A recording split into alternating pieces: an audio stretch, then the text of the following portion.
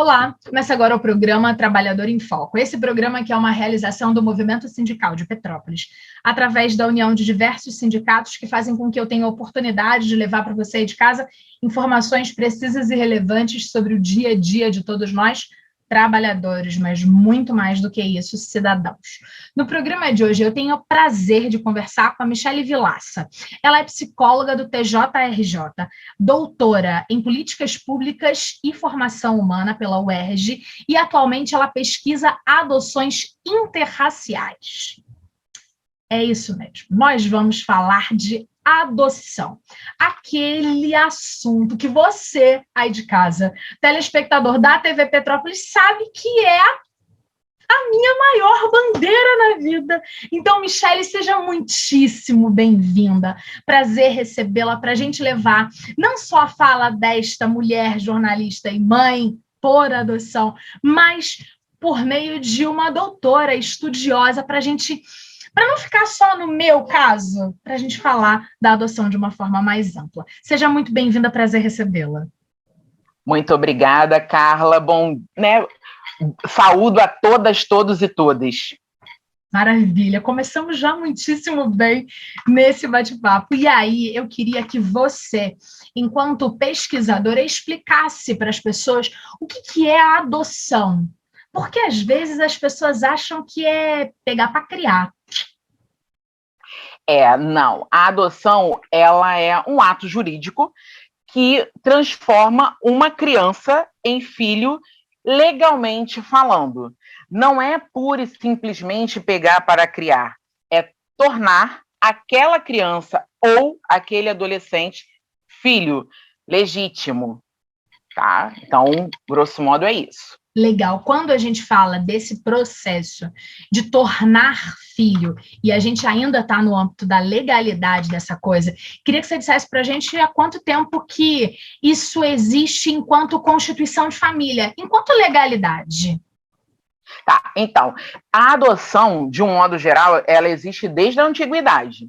Se você for pegar até no Google mesmo, né, enfim, em sites de busca, você verá que a adoção, ela começou na Índia, e ela é do tempo da Grécia Antiga, enfim, a adoção, isso eu não estou falando adoção legal, eu estou falando a adoção como prática de perpetuação daquela família, de manutenção daquela família. A adoção, antigamente, ela visava o culto doméstico. O que é isso? Aquelas famílias que não tinham seus herdeiros adotavam uma criança e essa criança ela perpetuava, porque tinha muito essa questão da religiosidade, ela perpetuava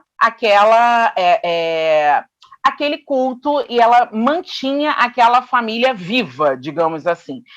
Só que ao longo dos séculos, a adoção já teve um período que ela não era bem-vinda, bem vista, na época da Idade Média, né? A Igreja Católica, principalmente, ela mantinha que era importante os filhos biológicos. Os filhos adotivos, afetivos, não era algo válido, digamos assim, para a Igreja Católica naquele período.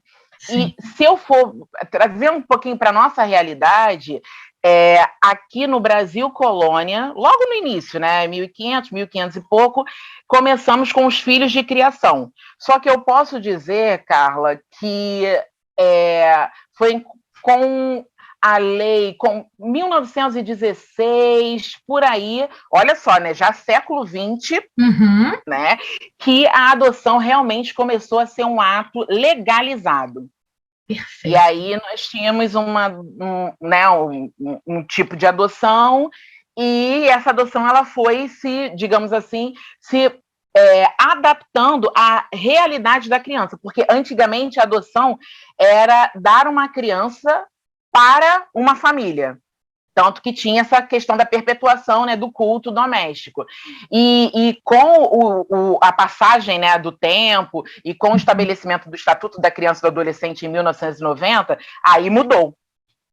Aí agora é uma família para a criança, que deveria ser sempre mães, né, Nem tudo é do jeito que a gente quer, né? Não, mas que bom que estamos evoluindo. E aí, Sim. percebendo a sua fala com relação ao ECA, que é o Estatuto da Criança e do Adolescente, que é tão importante na nossa legislação, eu queria que você me dissesse se, na sua avaliação, a legislação brasileira ela está legal com o que diz respeito da adoção. Você acha que hoje os trâmites burocráticos para quem deseja adotar, eles são razoáveis? Porque muito se fala sobre isso.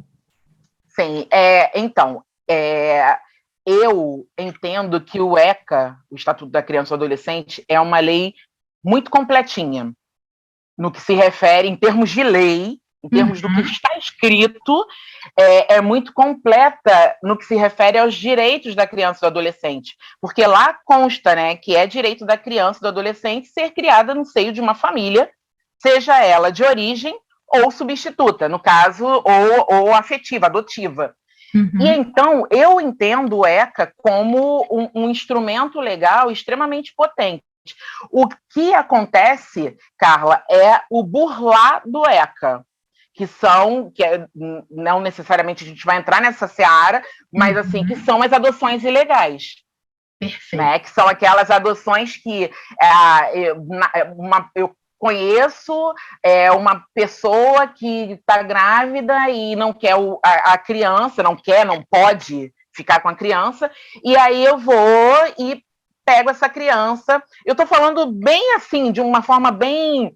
O que a gente chama de adoção à brasileira. Isso, que são as adoções ilegais, exatamente. E aí eu pego essa criança, e aí, no caso, eu sendo uma pessoa casada, enfim, o meu marido coloca o sobrenome nessa criança, a gente cria como, né, é nosso filho, enfim, e aí depois eu entro na justiça para solicitar a adoção, que a gente chama de adoção unilateral, que é uma possibilidade. E aí é para dar o meu nome também, para colocar o meu nome também na certidão de nascimento dessa criança. Graças a esse tipo de adoção, que acaba ferindo um pouco o ECA, entendeu? Ferindo um pouco o que o ECA preconiza. O que a gente sempre fala é o seguinte: nós temos uma campanha chamada Entregar é Proteger. É uma campanha que tem nos hospitais, no judiciário, com parceria com os hospitais. Então, é importante que mulheres que não têm interesse em exercer a maternidade, estão grávidas, não têm interesse, ou não têm a possibilidade de exercer a maternidade daquela criança, entreguem o filho. E aí não é crime. O que é crime é abandonar. Abandono de incapaz, isso é crime. Agora, entregar, você não será responsabilizada, criminalizada, culpabilizada, muito pelo contrário. Você está dando a oportunidade dessa criança ter uma família, que é o que preconiza o ECA, direito à convivência familiar. Acho muito importante a gente falar sobre isso. Essa campanha de entregar, eu acho uma campanha fantástica, porque a gente está cuidando dos dois lados dessa história. Nós estamos cuidando desta mãe não, mais do que isso, desta mulher que engravidou e que percebeu que ou não tem possibilidade financeira e tal, ou mais do que isso, nem mesmo possibilidade ou capacidade em saúde mental e tal, mas que consegue e que deveria ser acolhida para entender que, já que decidiu ter essa gestação até o final, que esta criança, aí sim, este indivíduo pequeno, ele apenas e tão somente precisa ser entregue de forma correta para que ele seja encaminhado para um lugar assertivo. E aí, seria lindo que a gente descriminalizasse este ato, de tal forma que as pessoas pudessem entender que uma mulher que gerou e que entregou, ela tem uma cota de carinho e afeição e amor por esse indivíduo, sim, porque ela está proporcionando para ele uma casa, um lar e uma família que, em quase que sua totalidade, está na fila da adoção esperando que esta criança venha. Então, assim, Por que criminalizar a entrega se a gente acha tão bonito alguém querer adotar uma criança pequena? Não entendo esse gap criminal. Você concorda comigo, Michele? Com certeza. E, assim, é muito comum escutar, Carla, que se você entregar o seu filho, entregar a criança, ela vai ficar no abrigo, vai completar a maioridade no abrigo. Que o abrigo, gente, é a instituição de acolhimento ou a entidade de acolhimento. Eu estou chamando de abrigo aqui porque a grande maioria das pessoas entendem ainda como sendo abrigo. Mas quando essa criança vai para a instituição de acolhimento, ela não fica muito tempo, porque não o objetivo da lei manter essa criança institucionalizada. Ela, muitas das vezes, ela vai para a instituição, às vezes ela nem vai para a instituição de acolhimento. Ela, lá da maternidade, o juiz ele já faz a oitiva. Exatamente, exatamente isso, já vai para a primeira pessoa lá que já está cadastrada, tudo direitinho, né? Que passou pelo processo de habilitação, tudo direitinho. Então, assim, o mais importante é buscar informação em fontes seguras, porque esses boatos, essa fala senso comum, ela mais inviabiliza essa entrega protegida e ela inviabiliza também que a criança tenha um lar, né, possa conviver numa família, do que ela mais atrapalha do que ajuda.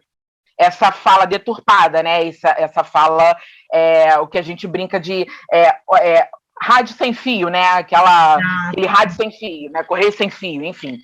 Exatamente. Acho muito importante da gente falar sobre isso, porque precisamos quebrar paradigmas de criminalização, né? E esse é mais um deles que eu acho que a gente precisa o tempo todo estar falando sobre isso. Agora, quando a gente fala, né? Para quem são? Para quem não sabe, quais são os passos para a adoção? E a gente você acabou de falar sobre essa questão do primeiro. A gente falou da descriminalização da mãe que entrega, consequentemente, a gente foi falar que a criança vai ser entregue para o primeiro da fila. E aí existem incontáveis passos para quem quer adotar. E aí, como psicóloga do TJ, queria saber se você lida com esses pais que estão no cadastro para se habilitar. Você cuida dessa gente também, desse povo que um dia fui eu? Com certeza. Numa vara da infância, da juventude e do idoso, nós lidamos não só com as crianças que são acolhidas, mas também com as famílias que têm essas crianças acolhidas, ou então outros tipos de representações, né, envolvendo medida de proteção, apuração de infração administrativa e outros, e nós lidamos também com aqueles que querem adotar, com as pessoas que querem adotar. E para que uma pessoa possa adotar, eu costumo dizer que, primeiro, ela precisa ser maior de 18 anos, tá? Esse é um dos requisitos que consta no ECA. Ela tem que ter uma diferença mínima de 16 anos entre ela e a criança a ser adotada. Eu falo criança, mas é criança e adolescente, tá? Até 17 anos, 11 meses e 29 dias. Exatamente, exatamente. E ela precisa comprovar que ela tem disponibilidade financeira, e aí a gente precisa pontuar. Vamos supor, eu tenho 18 anos, moro com os meus pais e não trabalho, mas eu quero adotar. É possível que a justiça me autorize a adotar? Muito provavelmente não. Por quê? Porque eu não tenho uma fonte de renda. Agora, eu moro com os meus pais, já sou funcionária pública, né? Ou trabalho numa empresa, já tenho uma fonte de renda. Aí é diferente, porque você está dizendo que você tem como arcar com a responsabilidade financeira com a sua filha ou seu filho. Você precisa também provar que você tem saúde, goza de saúde física e mental. Então, precisa de um atestado. Precisa de testemunhas, né? Geralmente são 2 testemunhas para cada processo. Então, se você está adotando sozinha, são 2 testemunhas. Se você está adotando em conjunto com o seu cônjuge ou companheiro, enfim, são 2 também para os 2. Não é 2 para cada um, não. E comprovar, né? Atestados de antecedentes criminais, buscar atestado lá no distribuidor, que é a questão, né, se você está em dívida cartorária mesmo, né, civil, né, como a gente costuma falar. Juntou tudo isso, está tudo ok? Aí nós temos outras 2 etapas, que são etapas obrigatórias. No total, são 3 etapas. Juntada da documentação, que é isso que eu falei, entrevistas, que pode acontecer ou não com visita domiciliar. Nesse período de pandemia, tem acontecido muito pouca visita domiciliar, óbvio, e a participação obrigatória nos grupos. Nesses grupos, nós discutimos tópicos relevantes sobre adoção. E aí tem uma infinidade, né? Enfim, a gente fala um pouco dos aspectos do ECA, nós falamos sobre revelação, que isso acontece muito quando se adota crianças muito pequenininhas, e aí é o direito da criança de ter contato com a sua história de origem, né? Até porque, gente, é muito importante que todos saibam que com 18 anos, aquele jovem que foi adotado pode ir à sua comarca de origem para solicitar o desarquivamento do processo e obter informações sobre a sua história de vida. Então, o que a gente sempre orienta se sabe da história de vida dele, fale com muita clareza, com muita objetividade, sem muitos dramas, dê a ele o que ele quer saber. Lógico que respeitando a fase de desenvolvimento dessa criança e respeitando as minuciosidades também do processo, porque há processos que são tão delicados que a gente tem que colocar na balança se vale a pena ou não falar para aquela criança o motivo daquele acolhimento. Estou falando com crianças muito, muito pequenininhas, assim, né? Crianças maiores geralmente sabem porque foram acolhidas. E uma outra coisa que acontece muito durante a convivência na adoção, isso estou falando da convivência da adoção, mas eu vou voltar para a habilitação. Durante a convivência, às vezes, aquela criança, aquele adolescente revela certas coisas que aconteceram durante a convivência, que não consta no processo. E aí, muitas vezes, as pessoas falam assim, gente, mas a equipe lá do juízo, a equipe do abrigo mentiu pra gente, porque não falou isso. Não, gente, porque nem tudo é de conhecimento. O motivo que culminou no acolhimento é uma coisa. Agora, os pormenores, às vezes, são coisas tão difíceis de digerir para aquele infante que somente se sentindo muito seguro, tendo muita confiança, que ele vai falar. E aí, em quem é que ele vai ter confiança? Na mãe e no pai. Na mãe ou no pai. Entendeu? E aí, vou te fazer um recorte. É assim mesmo, Michele. Do lado de cá, vou falar de mim, que adotei, o telespectador de Petrópolis sabe, porque eu falo sobre isso aqui, eu falo do meu filho para a gente trazer a humanidade para esse programa que tem a ver com trabalhadores, com cidadãos. É exatamente assim. Eu hoje sei mais do que aconteceu na família biológica do meu filho do que os profissionais da área técnica, tanto do Fórum quanto do Lar de Criança Nossa Senhora das Graças, em que o João morou por quase 3 anos. Por quê? Porque hoje ele tem confiança e a gente tem um relacionamento que todo mundo fala, assim, até parece que vocês são mãe e filhos. Aí eu falo, desde sempre, né? Porque já que quase 5 anos, parece que é desde sempre, mas já tem quase 5 anos. E é exatamente isso, tem a ver com confiança, com credibilidade e com uma coisa que eu, Carla, e aí como jornalista, como pessoa de comunicação, eu falo que é o nosso espaço de fala, que aqui em casa a gente pode falar de verdade, a gente não precisa ter nenhum pudor nenhum para falar da gente entre a gente. Quando a gente vai falar para o mundo, aí sim, a gente sempre vai precisar criar algumas barreiras de filtro, não falar certas coisas das nossas histórias íntimas, até mesmo para não nos colocarmos em situação de vulnerabilidade em algum momento. Mas aqui dentro a gente pode falar e esse espaço de confiança realmente rola. E exatamente aí, isso. Entendemos muito bem a adoção, explicamos que existe um processo muito bem estabelecido, falamos dessa questão da importância do espaço e que esses pais precisam ter certeza de que querem adotar. E aí eu queria que a gente já está quase caminhando para o final, do nosso... Nossa, já? Já. Comunicação livre e trabalhador em foco é sempre muito rápido, mas a gente já está aqui batendo papo há mais de 20 minutos. E aí, eu queria que a gente ainda continuasse entendendo, né, essa questão de quem pode adotar. Então, a gente está falando de homens e mulheres, a gente está falando de casais ou não casais, a gente está falando de maiores de idade, e aí a gente, como você falou lá no seu todos, todas e todes, e aí eu queria que a gente falasse sobre esse todes. Todes pode adotar no Brasil, não pode? Todos podem adotar, todas. Pessoas trans, pessoas que têm relacionamento homoafetivo, pessoas solteiras, pessoas casadas, divorciadas, viúvas, famílias reconstituídas, todas podem adotar. Isso é muito importante, porque nós já atendemos várias situações de pessoas que tinham um relacionamento homoafetivo, só que adotavam, somente um adotava, porque achava que não poderiam adotar os dois. Não, gente. Se você é casado, se você tem a união estável, ou se você, mesmo que não tenha o papel lá, aquela certidão da união estável, mas você tem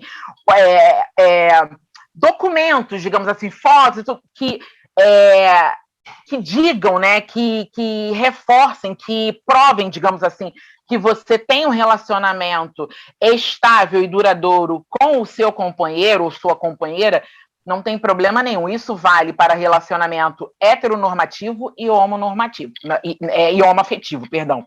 Tá? Então, se você tem esse interesse, busque a comarca, o fórum mais próximo da sua residência e busque obter informações sobre quais são os passos, os trâmites legais. Eu disse esses 3, mas cada comarca é de um jeito. Tem comarca que começa pelo grupo, tem comarca que começa pela juntada da documentação, então busca a comarca do seu município para obter maiores informações. E não desanime, se é o seu interesse exercer a filiação afetiva, adotiva, busque informações e siga em prol do seu objetivo. Tá? E só uma observação, Carla. Quando tudo está certinho, passou pelas etapas, está tudo ok, esses pretendentes à adoção são inseridos no Sistema Nacional de Adoção e Acolhimento, tá? Lá nesse sistema, quando uma criança é disponibilizada para adoção, aparece uma lista, uma fila de pessoas com as características, digamos assim, né, o perfil, digamos assim, da criança. Idade, cor, raça, se tem algum tipo de deficiência, de doença, enfim, se tem grupo de irmãos ou não, e aí aparece essa relação, e aí sim entramos em contato para saber se essa pessoa tem interesse em se aproximar dessa criança que está disponível para ser adotada, que agora se encontra sendo possível, né, ser adotada. Maravilha. A gente chegou no final do nosso tempo, e aí eu queria que você deixasse para mim como é que as pessoas podem obter mais informações disso que a gente falou até agora. Certo. Então, nós temos, nós não, né? Há um site chamado da Angaad, que é www.angaad.org.br. E lá tem uma série, não só de reportagens, de informações, de matérias, mas também tem os grupos de apoio à adoção. Eu recomendo que pessoas interessadas em adotar busquem esses grupos, façam parte desses grupos para obter o maior número possível de informação.